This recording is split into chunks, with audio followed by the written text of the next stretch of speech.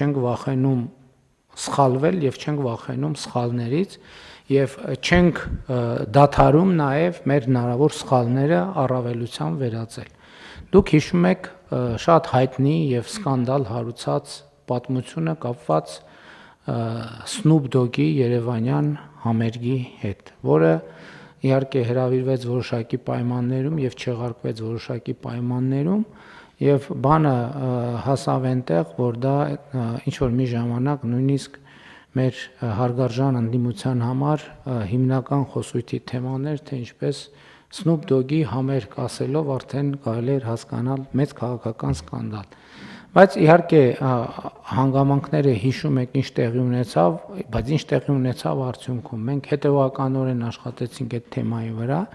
եւ ըստ էության այս տարվա ամռանը այդ սկսած գործով, սկսած եւ ձախողված գործը ավարտվեց,